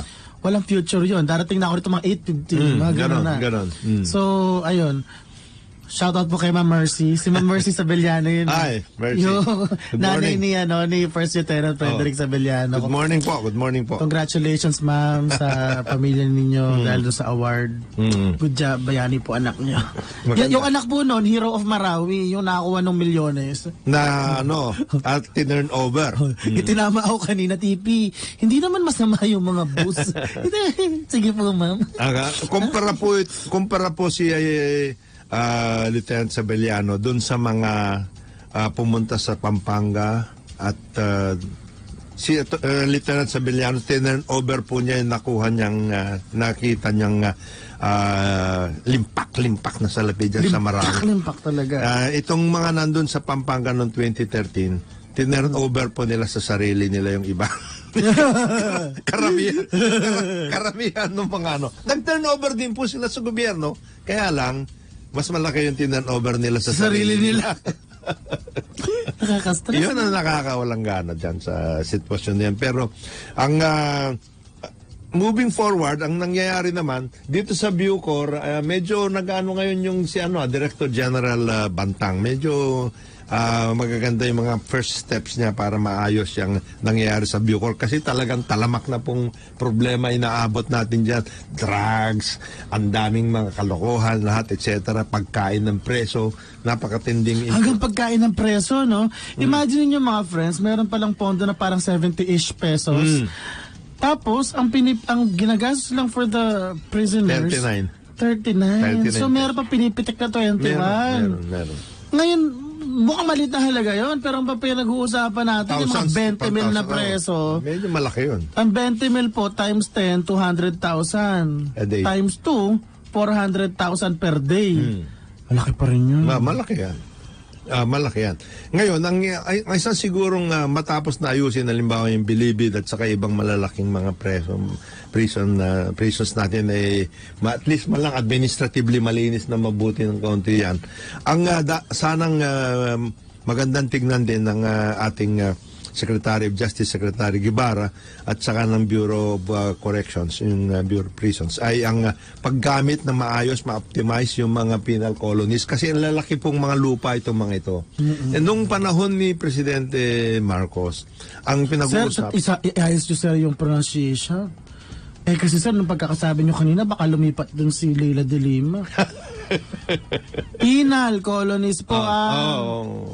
Sorry. Iba kasi nasabi mo, baka ma-excite si de Lima nang wala sa oras. Wala sa oras. May problema. Ang dati iniisip na, kagaya ng ginawa sa Tadeco, dyan po sa Tagum, sa Davao del Norte na penal colony. Penal. Naging progressive na ayos yan. Naging yan ang pinakamalaking banana plantation sa buong Pilipinas. Naku, saging pa pala Yan na nga ba sinasabi ko. Sige po, sir. Diyan po. Meron ho tayong 5 penal colonies na pwede natin magamit for purposes of agricultural production. Kagaya ng Sablayan, that's a rice growing area. Tanong sa Occidental Mindoro. Sir, kabado ako eh. Kinakabahan ka? Baka mamaya taniman natin yun. Oo. Tapos biglang magulat na lang tayo, naging subdivisional. Hindi, actually pwedeng pwedeng tignan na para maibsan yung problema na nangyayari dahil dyan sa rice tarification. Pwede natin gamitin ito. Napakalalawak na government lands na pwedeng pag-anuhan ng rice yung ating farmers. Kasi ang nangyayari ngayon, TV, nakakalungkot. Di ba na meron tayong ASF, African Swine Fever. At kinakal yung mga lahat ng mga pinapatay at lahat yung mga baboy at lahat doon kaya naapektado. Itong rice tarification, ang nangyari, sinasabi nung iba, ang kinakal natin ay 3 million small farmers, rice farmers. Yeah. Ang ating pinapatay ay itong 3 million na rice farmers. Actually, medyo namamatay nga sila. Yun ang problema. Yan ang malaking issue ngayon. Paano natin iibsan yung kanilang problema? Kasi ito, nabasa ako news article na sabi daw, yung testa daw, ititrain daw yung ilang 10,000 rice farmers. Ito may problema dyan, mga friends. Diyos ko, ito na naman tayo. Okay, ganito. Maraming salamat sa TESDA sa pagtulong nyo sa mga rice farmers. Pero tandaan po ninyo, pagka binigyan nyo sila ng ganyang training, hindi naman nila pagkakakitaan agad yan. Para sa mga rice farmers po na hand-to-mouth ang existence, pagka ganyang tinanggalan nyo sila ng kita, may lag yan. Siguro sabihin natin from stopping sa pag-rice farming hanggang makuha sila ng trabaho gamit ang kanilang bagong test the skill, mga 2 years yan. Namatay na sila sa gutom nun. Wala na silang... Opo. Kasi nga, ang pinakamalaki pong flow, in fairness, I mean, this is not to take away anything from the senators and everyone else, the legislators. Yung rice tarification, at that time, was really a necessity. Not just political, it was an economic necessity. Kailangan natin ayusin ang ating sitwasyon at that time. What went wrong, however, was yung implementation ng mga safeguards. Remember mga friends, we needed the rice tarification law kasi protectionist yung regime natin prior doon. Na limitado lang ang po pwede natin i-import to protect our local rice industry. Yan nga yung minimum access volume. Yes, minimum access volume na binaboy-baboy din. Binaboy-baboy din. Diba? Importante yun. Binaboy-baboy talaga. Binaboy yan. Pero wag na natin pag-usapan, baka hindi tayo mayari. Pero ito na. So bilang solusyon, dahil nga nagkaroon ng shortage sa rice dahil nga mahabang kwento basta may kulang sa bigas noon, umabot yata na 60, ibang lugar nag-80 pa yata. So ginawa po na imbis po na may limit po sa dami ng tonelada na pwedeng ipasok, inopen up na natin to foreign rice, pero magcha-charge tayo ng taripa. Yes. So ito yung tanong, ang original na regime may limit yung rice para maprotektahan yung mga farmers. Yung bagong regime, tinanggalan ng limit yung rice, pero may taripa. Para proteksyonan yung mga farmers. Ngayon, yung pong bagong rice tarification law, sumablay siya in my medyo konbensido ako rito opinion. Kasi yung link between tariffs and tulungan yung farmers, local rice industry, doon sumablay. Kasi nga po, kasi po ang ginawa nila, mangungulekta ng taripa, ito na naman tayo, Diyos ko. Mangungulekta ng taripa. Tapos ang mechanism doon sa rice tarification, meron daw automatic appropriation na 1 billion pesos per year for the next... 10 billion. Alin? 10 billion pesos. Hindi, yung RCEF pa lang. 10 billion. 10 billion ba yun? 10 billion. 10 billion. Tama, sorry. 10 billion pesos per year. Masyadong malit yung 1 billion. 10 billion pesos per year. For the next 6 years. Tama. So 60 billion yun spread over 6 years. 50% noon para sa equipment, 30% para sa seedlings, 10% para sa credit, 10% para sa training. Ito ang problema dyan. Una, ang liit ng 10 billion. Masyado po, 3 million po yung maghahati-hati. Ang 10 billion po ay 10,000 million lang. So kung hahatiin nyo po ng 3 million yan, 10,000 million divided by 3 million, 3,333 pesos. Per magsasaka.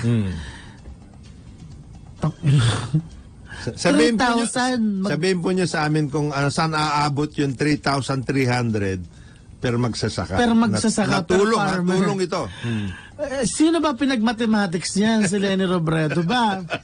Pangalawa. Yun po klase po nung distribution ng pera. Kasi po, in fairness, hindi lang naman 10 billion yung nakukolektang taripa. Kaya lang po ang catch, mga friends, bago po magamit yung rest nung yung lumagpas sa 10 billion na tariff, kailangan pa na congressional appropriation, which takes pretty much forever para mag-trickle down pababa. Tapos pangatlo, yun pong structuring ng Rice Competitiveness Enhancement Fund, yung 10 billion pesos na yun, problematic, sir. Kasi una, equipment. Karamihan sa ating mga maliliit na plots lang naman na hindi naman kailangan ng madaming equipment. Traktor, mga gano'n? Tatraktorin mo, parang matilisod ka lang, nandun ka na sa kabilang dulo ng lupa mo. Tatraktor. Kasi po yung lolo ko, pag sinabi mo sa akin, pahiramin mo siya ng traktor, baka murahin ka lang nun eh. Pwede. Pero takin na ka, ano yung traktor? Matilisod, parang... Nandun na ako. Kayo kung tam na isang buong araw lahat yan. Okay, so irrelevant to many kasi po mga small farms karamihan sa atin eh. Dahil nga po ganito po kasi ang trend. Marami po kasi sa atin ang galing sa mga urban areas eh. Pero po yung kamukha ko po na magaling bukid, aware po kami na nung araw malalaki ang lupa. Nung araw yun, kasi asyenda nga eh. Tsaka konti lang tao eh. Ang diferensya, nung nanganak na. At yung mga, ang mga farmers naman, mga friends, akala mo naman nangungulekta ng Pokemon pagka gumawa ng anak. Halimbawa, yung lolo ko, 10 sila magkakapatid. O di 10 yung maghahati ng lupa. Tapos yung bawat isang kapatid may 10 na naman, di 10 na naman. So lumiliit yung putol. So ito na. Una, hindi nila kailangan ng equipment. Pangalawa, doon naman sa mga may kailangan ng equipment, kailangan in good terms ka pa with mayor. Kasi hindi ka mapagbibig. Dahil local government ang hahawak. Alam naman natin ang favoritism dyan. At ang malamang dyan, ang makakahawak lang nun ay yung mga malapit sa munisipyo. Yung mga nasa medyo mga dulo-dulo na, lalo na sa mga malalaking area na... Baka nga hindi nila alam na meron palang ganun eh. Yun. Okay. Number 2, 30% for seedlings. Sinek ko sir yung yung report ng Philippine Statistics Authority regarding po sa presyo po ng pag-produce ng bigas. Yung pong presyo ng bigas na yung binhe, wala pang 3% ng total production cost.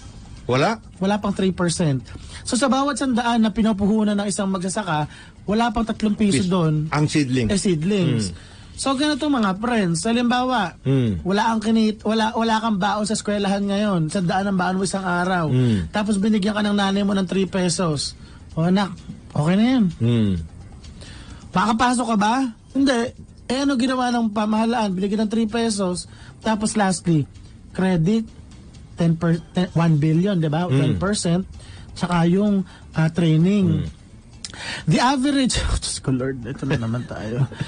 Tatalino naman nila, pati sila nag-research. Ito. Research, ikaw naman. Ngayon lang nga magkakaroon ng research. Ganito nga pala mga friends, may bago ko natutunan. Hindi na po ako magre-research. I-google nyo na lang. At hindi man po ako katalinuhan. Pawang katotohanan lamang ang sinasabi ko. Okay, ito. Billion ng research yan. Gusto ko maiyak talaga. Billion. Sa salary standardization law, ibang research yan, sir. Eto ang median age, ibig sabihin po ng median, hindi po ito average ha. Ang ibig sabihin po ng median, ito yung pinakamarami na kumpol ng magsasaka. Noong 2015, ay 57 years old. 2019 na po, baka 60 na sila ngayon. Sa palagay niyo ba, pag 60, magre-retraining ka pa? Pag 60 po, nangangati ka ng magretiro. Di ba, boss, Jonat? Diyos ko, nanay ko nga, 50 mahigit pa lang. Gusto ng... Ma'am, tuturuan mo mag-smartphone, hirap na eh. Tapos 60 years old pa, mga 70 years old pa na magsasaka, labo. Hindi, baka sabihan pa siya, ano ituturo mo sa akin? 30 years na akong magsasaka, ikaw ano? Anong karanasan mo dyan? Nagmamarunong ka sa akin. Parang dumedede ka pa lang may anak na ako, gano'n. So, eto na, hindi na magte-training yan. Hindi na, wala na yan. At wala namang kabataan na interesadong mag-farming. Tapos credit. Ano yung pambabayad yan? Tingnan mo nga yung bentahan ng palay. Ano kikitain nila? Diba? Kasi nga po, diba, ang naging drama nila, there are some parts for example, sa Central Luzon, na ang farm gate price ng palay nasa 7, 8, 9 pesos na lang. Ang balikwas ngayon, ibig sabihin, ang break-even ngayon, mga 16, 18. Isipin mo yun. Ang laki ng diferensya. Tapos ang bentahan, kalahati lang nun. Pag nangutang sila, ano pa mabayad nila doon? Hindi naman nila maibebenta ng competitive, wala naman sila kikitain. Hindi nyo naman binigyan ng NFA ng pambili. Ayun. So, balik tayo sa basic. Ang problema, from tariffs, papunta sa magsasaka. Ang suggestion ko, una bes, magkaroon ng subsidy sa pagbili ng palay. Use the NFA. Meron tayong existing na sistema So, ibig sabihin, yung mga pumapasok na bigas from outside, papatawan natin ng tariff. At yung tariff na yon, at least a large part of it will be used na pang dagdag ng buying price doon sa mga local na palay. Parang mayroon silang incentive. Eto na. Ito yun, solve na. Tapos na usapan ang problema, dalawa. Una, may mga kumakontra. Kasi bad idea yan, TP. Kasi yung mga ganyang bibigyan mo ng subsidy, naku, mahirap yan. Lalong magiging yung mga yan. Dependent, etc. Ito, problema. Sige, mahirap yun. Nabigyan mo ako mas magandang solusyon. Di ba, gets mo, sir? Siyempre. Nahihirapan ka. Fine. Bigyan mo ako ng mas maganda, pero hanggat wala kang magandang solusyon, ito na yun. Huwag kang kupal. Kasi po, yung parang sa drug war lang yun Ay, guys, ayoko nang may namamatay na inosente. Yung kahit yung collateral damage, yung hindi biglang hinahagip ng bala ng enkwentro. Ayoko niyan, masama yan. Ito sige. Anong gagawin natin? Paano gagawin natin? Ganyan ang gusto mo. Paano mo i-implement? Di ba, ano gusto mo tumutumak, pulis naman. Mas mahirap yun. Di ba? So if you think that a solution is unacceptable, ibigyan mo ako alternative. Hindi po pwede basta ayaw mo lang. Kasi yung solution sa ngayon, hindi obra Yung lang solusyon ngayon na pinaghati-hati nila yung ano pa yun We are talking about a tariff, the fund, RCEF, na pondo na yan, na kukunin dapat sa tariff na yan. Hindi nga sila nakakakolekta ng ganong karake doon sa sinasabi nilang kukolektahin nila. Hindi nga sila nakakakolekta at this point. Kasi lahat ng mga nag-i-import, doon sa ang binabayad nila na tariff, doon sa pinakamababa.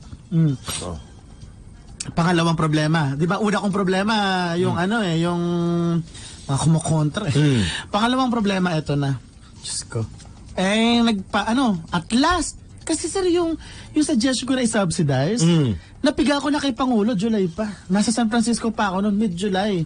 Pumapayag na siya noon, di ba? Pumapayag na, pero walang gusto mag-implement. At saka ayaw nila yon kasi it will mean na parang hindi sila nag-aral doon sa rice tarification. So, mas mahalaga yung ego nila kaysa sa buhay na magsasaka. Mas mahalaga yun. Tangina nila. Ito po yung pangalawang problema. Kasi sir, ganito, ako yung na nagmumura, pero pag nagmumura ako talaga, I mean it. Di ba?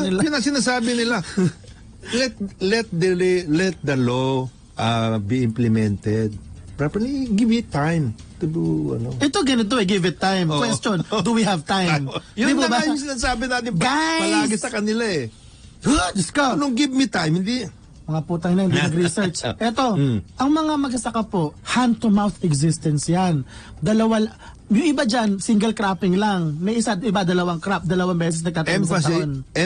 Emphasis on hand-to-mouth. Hand-to-mouth. Emphasis. Yun pong pinangtatanim nila for this current, halimbawa, cropping season. Inutang lang lahat yan. So, ibig sabihin nakasanla na sila doon. Corrected by. Hanggang yung manok na pula, nakasanla na po. Hanggang yung kalabaw po na hindi pa man lang tinutubuan ng sungay, nakasanla na.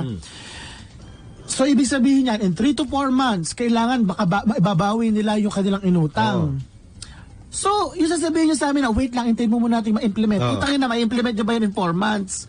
At yun habang, at yun habang kumakain sila everyday, yung kanilang napag-ipunan ko, meron man silang naipon, ano yun? Pang-araw-araw pa nila yan. Baka yung pang-araw-araw na kain nila, inuutang din nila yun. So, balik tayo sa basic. Ang sabi ko, ito yung solusyon. Subsidy, subsidized prices ng palay. Ang suggestion naman ninyo, let's give the law a chance. Let's implement it. My question now is, can you implement it within a single cropping season na mararamdaman agad yung resulta in a single cropping season? Hindi. Paano? Basta maipilit na lang. Pangalawang problema, ito na, NFA. Paano ka magbibenta sa NFA? Ang daming requirement. Di po ba? Hindi mo pa pwede sabihin na, Hi, I'm Juan de la Cruz from the beautiful farm of Sulukan, San Rafael, Bulacan. Hindi na po pwede yan. I have 10 commands. Chong, kailangan daw ng ng titulo ng lupa. Lahat. Akala ko nga sinimplify na nila yan pati yung pag-uutang. Wala rin. Sabi nila, sinimplify na po namin, ito na hong mga requirements, etc. Pero hindi pa rin simple yung requirement. Alam mo, pinipilit ko lang po talaga magpaka-cool, pero sa totoo lang mga friends, yung talaga, sandali na lang po talaga, medyo magkaka-stroke na ako dito. Ganito po, ang daming requirements sa NFA bago ka maging eligible na magbenta sa kanila ng palay. So, ibig sabihin ko, ito nga di ba kinokontra ng ibang mga quote-unquote eksperto, yung aking suggestion na mag-subsidize tala ng bilihan ng palay. Ito nga yun yung suggestion ko na yun, kompromiso na yun as it is Kasi kahit naman na-subsidize yung bilihan ng palay, hindi lahat ng magsasaka makikinabang Mag-aabel, Kasi sa may ibang mga lugar, sir, palakasan pa sa NFA. Wala yun. Diyos ko. Kailangan nakalinya ka doon. Nakalinya ka na, tapos may ID pa na, naku pa, kung hindi ka malakas kay Mayor. Tanda ako tuloy kasi yung kay Lucy Torres, alam may isa Ormoc. Oo. Ganere, di ba, Yolanda, tas manamatay yung mga taga-Leyte. Tapos si Lucy nanghihingi ng relief goods from the kung saan mang hihingi. Tapos nung namimigay na sa ground, inuuna ng kapitan kung sino yung close sa kanya. Yung mga hindi niya kabate, saka na kayo. Nakuto na lang kayo, mga gago, parang gano'n na lang, Yun yung pinagmamaktol ni Lucy nung interview siya sa TV. Parang gano'n lang din to. Walang pinag-iba yan Walang pinag-iba to, political patronage. Walang pinag-iba yan pati sa porpoise. Yan din ang wina-workout. Pero, ang isa pang nagiging malaking... Sorry sir, wait lang. Ito, alam mo yung suggestion kasi ng yung protection measure, yung protection part nung formula na yan, yung formula na yan. It is not very different from the business class MRT coaches. Alam mo yan? Kasi finormulate nila yon, feeling ko, pulled out of their ass yung numbers na yon. Walang hearing, walang research, walang empirical data, wala. Uy, mawawalan na tayo ng bigas, tumataas ng presyo ng bigas, etc. Parang, turo sa amin ng grade 4, gano'n naman daw. Pwede na. Alam mo yung pinagawa ka sir ng business plan, technology and home economics mo ng third year. Tapos gagawa ang business plan. Pero putang ina, ano ba yung business plan na to? Yung hindi mo naman alam talaga, yung basta nakita ko sa libro yun na yata yun. Parang gano'n yung nangyari po dito sa RCEF na yan. Hindi, pero meron daw solusyon dito, sinasabi. Sinabi naman daw ni Secretary Dar na ibigay na lang. Alin? Yung subsidy. Paano ibibigay? Cash na lang. Hala? Ibibigay sa Paano yun? Yun ang sinabi. Paano naging equitable yun? Ibibigyan na lang ng cash lahat ng mga farmers. Parang 4-piece. Sino nagsulat ng press release na yan, sir? Kasama yan doon sa kanilang sinasabi na lahat ng mga baboy na mayroong ASF kailangan bigyan na lang ng 3,000. Kaya sabi ng mga magbababoy, sir, ang gastos po namin dito sa baboy namin sa 3 buwan na pinagano namin dito, hindi naman ho 3,000. Maabot ho kami 3,333. Actually nga sir, yung pong huling, may isa pang estimate, 2.5 million daw yung rice farmers. Binabahan.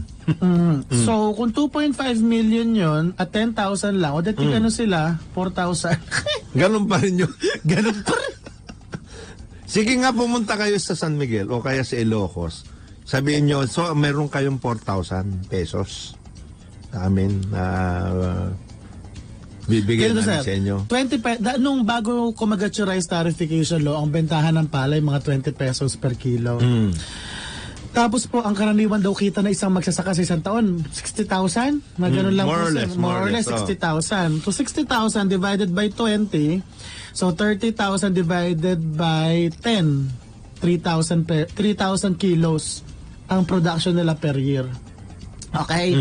Sa 20 pesos per kilo ng dried palay noong unang panahon, ibig sabihin na meron silang 3,000 kilos na dried palay na naaani every year. Bawat taon. Yung 3,000, so yung from 20 pesos, bumagsak, di ba? Naging kano? 12 pesos. Yung natalo sa kanila. Maximum 12. Yung binagsak, no? Wala, sabihin 10 piso na lang. 3,000 kilos times 10 pesos. 30,000 pesos yon. Tapos magkano yung subsidy mo? 4,000. So parang ganito guys, natalo ako ng 30,000 sa business, pero para protektahan ako ng gobyerno, bibigyan niya ako ng 4,000. Thank you. Sino ba nag-mathematics dyan? Yung totoo lang. Saan ba nyo kinuha ito? Puputokan lated ko sa inyo. Saan ba nyo kinuha ito mga ito? Pinagmamalaki pa natin ang oras natin. Alas 9:30 na umaga dito sa ating programang Karambola sa DWI. Karambola sa DWIZ.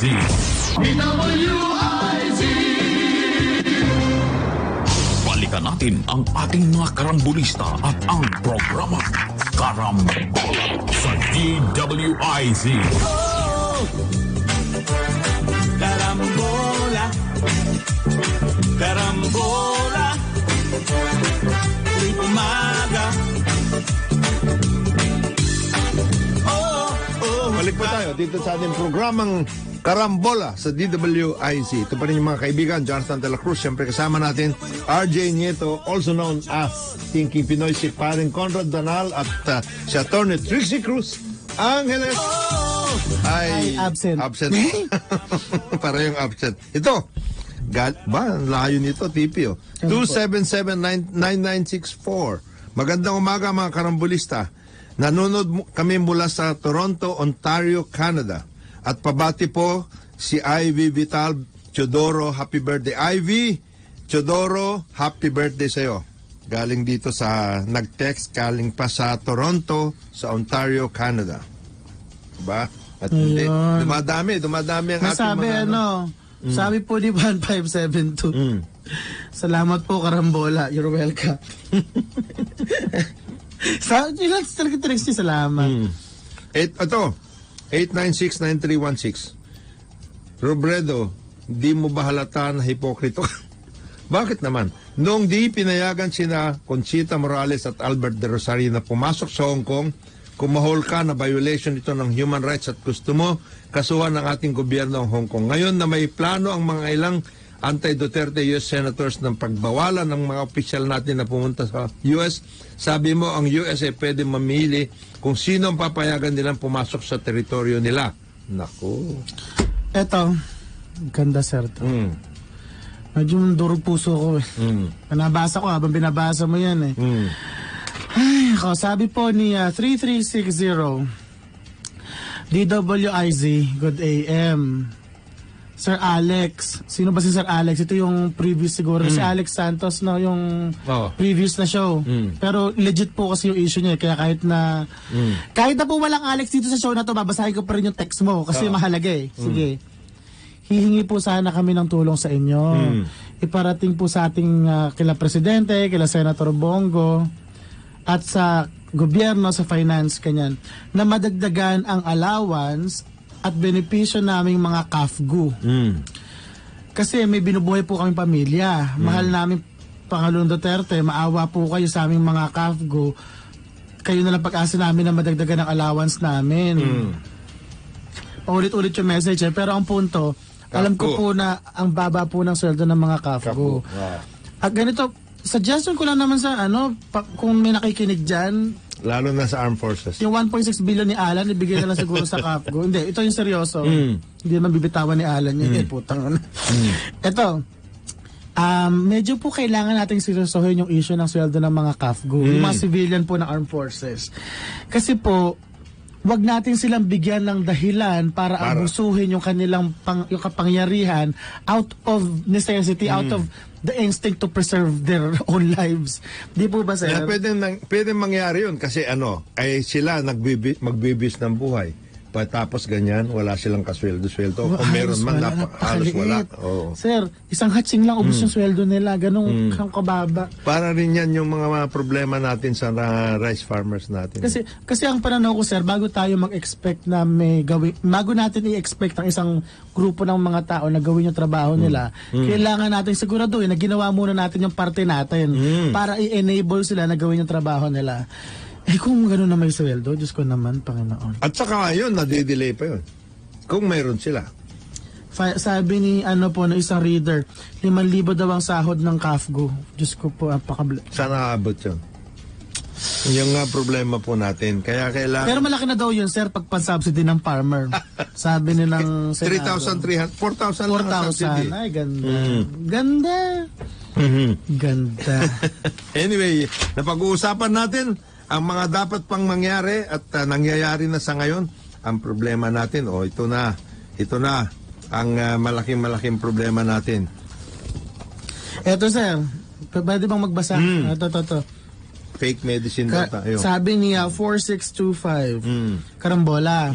Sunod-sunod ang dismissal ng kaso sa Sandigan Bayan ng mga Marcos. Ibig sabihin daw po ba niyan scam lang yung EDSA Revolution at naloko lang ako? Sabi po ni Emil ng Taguig. Well, anyway, I will let history decide kung scam ang EDSA Revolution or not. Nangyari yung doon. On one hand, there was a political side of it na really messy and double-sided. Pero on the flip side, meron din namang economic side of it. Anong panahon talaga nun, hindi kagandahan ng ekonomiya natin, diba? So I will let history decide. Maybe 50 years from now or maybe 30, kahit mga 30 years pa, we will have a reasonable level of certainty. However, I think na as aspiring na responsible citizens of this country, what we need to do is start asking questions. Hindi yung pipili ka ng side, pero start asking questions. What really happened, etc. and everything, mga ganun. Stop thinking of the, yung EDSA narrative as something na set in stone. Kasi, alam mo sir, sa UP, yun ang turo sa amin eh. Walang tanong-tanong na pag, magpakita ka lang ng even slight inclination na pro-Marcos ka doon. Tapos ka. Tangin na, tapos ang social life mo. Wala. Kaya hindi pwede doon si Scalise. Ay, hindi pwede. Kasi yun, ang pinag-uusapan po natin dito, ito yung meron doctoral thesis. Yun, nasa Berkeley. Sa Berkeley na gumawa po siya ng research. Ito, totoong research ito. Winner, baka kalain mo. Totoo ito kasi doctoral dissertation ito eh. Nag-research po siya tungkol sa nangyari talaga dito sa atin before, during, and after yung EDSA. So, maganda yung kanyang research. Kasi Scalise dito nag-paste niya hanggang Mariano Marcos lang makapag-aral. Hindi. Kasi ano weird sa UP? Isa sa mga pinakaunang tinuturo sa amin dun is to question everything. Sa UP you can question everything except martial law. The narrative. Iisa lang yan. Lahat na yan. Unang araw pa lang. Alam nyo ba, yung aming social science nun, ang professor namin nag-PhD sa Russia. Soviet Russia, ha? Hindi ito yung Putin Russia. Yung Soviet Russia na yung malaki pa. Nikita Khrushchev pa yung mga levels. USSR pa yun. Union of Soviet Socialist Command Republics. economy, ultra-socialist / communist na hindi mo maintindihan. So, una namin talagang, for yung CAS 1 namin and Social Science 1, General Education yun, sir. Talagang literal po, komunismo. At tinuturo. Ito pa, iba lang tayo ng topic, sir. Sinara 55 Lumad Schools. Sinara na? Sinara na ng DepEd. Yung po mga Lumad Schools, yun po yung mga eskwelahan po ng mga high school elementary, na nakakalat sa mga lumad, yung mga lugar ng mga IP areas, indigenous people. Ngayon po, kaya isa sa mga pangunahing dahilan kung bakit sinara yan, dahil po ginagawa daw breeding ground ng mga NPA. Saka ang curriculum nila, hindi naman aprobado completely ng DepEd. Hindi sila rekognisado na curriculum. Nagkakaroon ng ibang mga curriculum yan sapagkat ang ginagawa doon, imbis na turuan ng mga bata tungkol sa tunay na leksyon, ang tinuturo ang magkabit-kabit ng barel. Di ba namin ganon? Walang biro mga friends, meron sila mga lesson doon na parang, alam mo yung magkalas ka alam mo yung napanood ko na TV, yung nakakalas-kalas yung baril na ganyan, tapos chok. Magkalas ka at maglagay ka ulit ng baril. O parang yung mga sir, parang eskwelahan ni Evelyn Salt, si Angelina Jolie na pelikula. Parang gano'n, Diyos ko naman, aanin ko yun. Diba matatandaan mo nga sir, diba? 55 ba? Ang dami na palang naitayong ganyan. Ha? Ang dami na palang naitayong. Wow. Eto pa. Di ba nga pumutok yung sila sa tour? Diba? Remember yan ito recall lang natin yung nangyari. Di umano, mayroong violence doon sa Lumad area. So ngayon, in the interest daw ng safety ng mga batang estudyante, ng mga minor de edad yung mga estudyante, sila sa Toro Campo, Franz Castro kasama, diba? Parang yung mga makakaliwa. Sa Mindanao po ito. Sa Mindanao ito. Kinuha nila yung mga bata, presumably, to put them in a safer place. Ang diferensya, hindi naman humingi ng ng permiso itong sa mga magulang sa Lumad community. Ang problema, ang argument ng Lumad community, wala namang gulo, umimbento lang kayo ng gulo dyan. The fact lang po mga friends na yung mga communist link na sila yung humahawak ng mga bata. Parang, Chong, take a hint. Di ba? Halimbawa lang sinasabi na, red tagging. Well, ganito mga friends.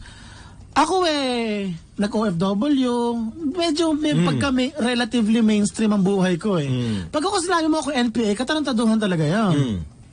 Pero, pag ang sinabi mong NPA, halimbawa po anak bayan, hindi po red tagging yon. Kasi po mga friends, doon po mga, di ba 90s sir, nag-split yan? So, CPP, NDF. Tapos, alam naman na lahat yan na yung merong mga reaffirmists, rejectionists. So, basically, nag-split yan into two schools of thought or two schools of ambition. Alin sa dalawa yon. Tapos, pero ang pinanggalingan nila, CPP, NDF pa rin. Magkaiba lang. Kumbaga lang yan, magkapatid na hindi magkasundo pero magka-apelido pa rin.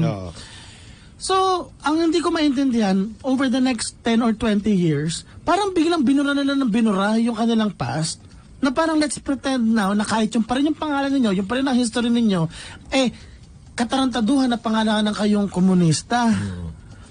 Girls, medyo ayos lang natin yung expectation. Hindi, saka huwag tayo matakot kasi wala na ngayong anti-subversion law. Ang pinag-uusapan ngayon yung taking at arms. Yan ang pinag-uusapan. Mano kung komunista? Basta wala bang issue wala Sir, sa France nga may Communist Party na nanalo pa ng congressional seat. Kaya nga. Ang open-minded ako dyan. Ang akin lang, huwag ka na mamarel. Taking up arms and then inciting to overthrowing government. Kasi nga po sa amin sa well, at least doon sa natutunan ko, natutunan ng mga klase ko, sabi, maging open-minded ka sa lahat ng mga thoughts. Hindi ibig sabihin na you will accept them, pero at least listen. Kasi there's a bit of truth in everything. Yung mga komunista, game ako dyan. Game ako, hindi ko sa susuportahan pero game ako makinig doon sa mga valid para mapag-decide ako ano i-adapt. The truism has always been let 100 flowers bloom. Yun. And let 100 ideas contend. Yun na. Parang dangwa. Pero, ikaw, alam mo yung dangwa, malapit na, November 1st, ngayon pa lang mag-reserve ka na doon. Kasi pagpunta mo sa mga sementeryo at lahat, baka mawalan ka na. Mahirap, nauubos ba doon? Nauubos yun. Pero pinag-uusapan po natin itong let 100 flowers bloom, let 100 thoughts contend. Yan po Pero, okay na mamarel. Iba na yun. Well, sport lang. So, eto na, speaking of sports lang. Namatay na si Carlos Eldran. Sa Damaso. Namatay na? Kagabi, kahapon. Ito yung cultural na nag-iikot ng Intramuros. Na yung naghawak ng Damaso, yung na-offending religious feelings. Pumunta sa katedral. Opo, di ba na na final conviction sa Supreme Court, tapos lumipad raw di umano ng Spain. Tapos parang naglagi na yata doon. Tapos afterwards, na balit, ito pa nga parang a few days ago lang, nag-tweet siya na parang sana, di ba sinabi ni Pangulong Duterte na may sakit siya sa muscles? Tapos ang tweet niya, sana mamatay ka na. Sino? Sinabi ni Carlos Eldran? Kay Pangulo. Siya naman, namatay 2 days later. Wow. Para medyo rebound. Ganito, mapapansin po ninyo sa mga followers ko sa social media, hindi ako masyado nagko-comment. Kasi ganito mga friends, kahit na medyo hina-high blood ako kay Carlos dahil sa mga pinagsasabi niya ng katangahan ng araw. Namatay na tao Ano pa ba? Ano pa ba gusto nyong... Di po ba? Bakit naman? Kasi Chong, may nakita ko mga social media post, nagdidiwang pa na namatay siya. Ganon? Hindi ba siya nagdidiwang na pa-burger? Wala naman ganon. Pero yung tipong, karma kasi yan, you deserve it, may mga ganon. Wag na. Mga friends, pag namatay ka, ano pa ba naman? Die in peace. Kasi alam mo problema nito, sir, yung mga kapatid, yung mga naiwang mahal sa buhay ni Carlos, mga matitinong tao yun Sino Dave? Pag ininsulto mo si Carlos, patay na siya. Hindi naman niya maririnig na yan. Ang mga maapektuhan, ang maapektuhan yung mga pamilya nila maaayos naman. Hindi, may mga Duterte pa nga nakapatid dyan eh. Sa totoo lang. Di ba? Meron. So, ang sinasabi ko rin relax lang. Relax lang. Never wish na may masamang mangyari sa ibang tao. Learn when to stop. Oo. Kasi mayroon pang ganon? Tumitira ng ganon? Hindi ganon. Ako talaga, kinikilabutan ako na... Wag na. Konting decency naman. Yun lang ba? Hindi lang high blood lang ako kasi pinabasa ko yung wall ko kahapon. Nabulisit ako, nagdota na lang ako kasi magbasa sa Facebook. Ang dami mga sinabi. Dami, may isa pang full-length article pa na nililitsyon si Carlos Eldar, yung ginigisa si Carlos. Unnecessary. Pero hindi ko lang kinahin, may asawa pala siya. Meron? May asawa pala. Di ba bakla yun? Doon talaga ako na-intriga. Kasi... meron siya. Kasi nung araw, basta nakikita ko, basta sabihin natin nakikita ko siya sa mga hangout. Sabi ko, may asawa pala. Good job. Alright. Nakikiramay po ako sa kanya na ibang... nakikiramay po kami kay sa Celdran family at saka sa mga kaibigan na siyempre ngayon ay nalulungkot na lungkot tayong lahat. Pumanaw na po mga friends, hayaan nyo na, lubayan nyo na, harap na kayo ibang target. Wag na yan. Wag na yan. Wag na. Kasi nga po, pag tayo nag-aaway-away sa politika, we can disagree, fine. Kahit magmurahan pa tayo no? Pero, wala namang namatay sa mura Pero never wish harm na mag-befall sa ibang tao. Kasi wag ganon. Wala hong ganon. There must be some civility somewhere. Tipi, marami ka pa bang mga text dyan? Ito. Tipi, ano pagkakaiba ng crisis sa problema? Enlighten me bago kita sabihin na stupid ka pala. Sabi ni 430. Hiyang-hiya naman ako sa'yo. Oo. Ano pagkakaiba ng crisis sa problema? Ang problema, gusot lang. Ang crisis, gusot. To the end. Bago ka magmarunong, siguraduhin mong di ka tanga rin. Tuloy natin. Okay. Good day po, the living legend, Kong Jonat. Sip-sip din to. At TP. At akin TP lang. In fairness po kay Chief Albayalde, sadyang may tender loving care lamang po siya sa mga bata niya or tauhan niya. Nagkataong mga ninja cops po pala sila Baloyong. Kaya naman, lumaking mga spoiled brat. Salamat po from Boy Sydney. There is a limit to everything. Yun lang naman ang sinasabi natin. Guys, pag halimbawa ba, nagkadala ko ng drug addict na pamangking ko, sabihin lang na, I'm just a loving uncle. Guys, lagi lang naman sa tama. Ko naman, ito pa pala, yun pong PNR, humihingi ng Philippine National Railways. Humihiling ng 8 billion pesos na budget para pambili daw ng bagong tren. Kasi mapakikita nyo, sir, parang yan Hindi lang, sir, sardinas yung PNR, sir, Spanish sardines. Kasi yung sardinas ng mga Ligo, master, may mga ganda pa yung mga medyo maluwag-luwag pa yan. Meron ng yun, tinatanggal na gano'n na lang. At saka, sir, yung sardinas sa loob, nakapag-swimming pa sa tomato sauce. Pag Spanish sardines, medyo hanggang ikaw, masisira na kuko mo, hindi pa mabuksan. Ganon levels na yung PNR. At saka matetetano ho kayo. Ayun. Yan ang problema. Binigay na budget sa kanila, 1.6. Sino? 8 ang hinihingi, Na pambili ng kotses. Ang binigay, 1.6. Eksakto. Kasi nga po, kailangan po mag-research ng Kongreso. Tapos po, kasi alam mo yun, di ba, nag-augment ng 1.6 sa Kongreso. Tapos may 1 billion pa na Intel fund si Ala, so 2.6 yun, no? Kung binigay lang yung 2.6 sa PNR, na sila, meron silang 4 billion, nakakalahati man lang ng targeted budget, no? Nag-expand na po ang ang linya ng PNR kasi mayroon papuntang Kalamba, mayroon din papunta ng papunta na dapat ng Malolos yan. Pero kumbaga nga naman, sir, quoting Speaker, kasi kailangan din makinig sa words of wisdom ni Speaker Cayetano. Quoting the words of Speaker Cayetano, ano ba naman yung 1 billion para masigurado that the budget is spent very well? Good day, Karambola. 9652-5860. Si Victor. Good morning, Victor. Victor Mendoza po ito ng Taal, Batangas. Marahil naguguluhan na ang PNP, Armed Forces at si Presidente sa paglaban sa CPP-NPA sa patuloy na pagganda ng ugnayan natin sa China at Russia. Namumulat na mga Pilipino na yayakapin na ang komunismo. Mukhang malapit na mag-take over ang CPP-NPA sa ating bayan para mabura na ang tuluyan ang bulok na sistemang umiiral. Yumaman po ang China dahil binitawan nila ng bahagya yung komunismo. Iba po yung kanilang ginawa. Medyo delayed na po sir yung nabasa niyong mga pampleta. Medyo delayed na. Eto sir, nagchika ako. Chong yung PCOO. Bakit na naman? Bakit na naman? Bakit na naman yung PCOO? Kahapon, naglabas sila ng video. Meron? Ang title, Fast Facts About New York. Ba? Parang mga explainer video na ganito Filipino community sa New York, Karambola, Kamerlot. Bakit kailangan nila maglagay ng fast facts about Ewan ko, trip-trip lang nila. O sige lang, sabi ko. Sige. Akala ko saan maglagay sila ng fast facts about ASF man lang. O kaya rice tarification. Ay, New York ang gusto nila. New York.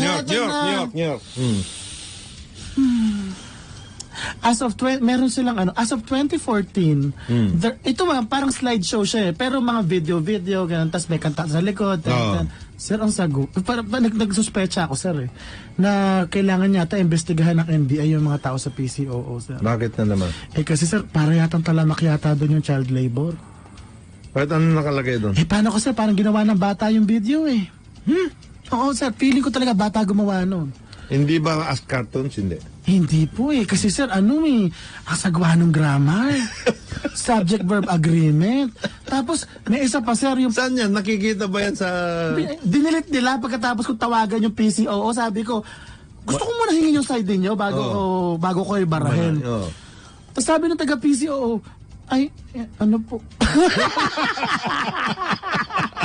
Putang ina niya. Ganon? Hindi, sabi nung isa, hindi, actually yung gumawa niyan, isang career official na ganyan-ganyan. So, kumbaga, nagpapalusot, pero ang bottom line, inamin nila lang ginawa nila. Example.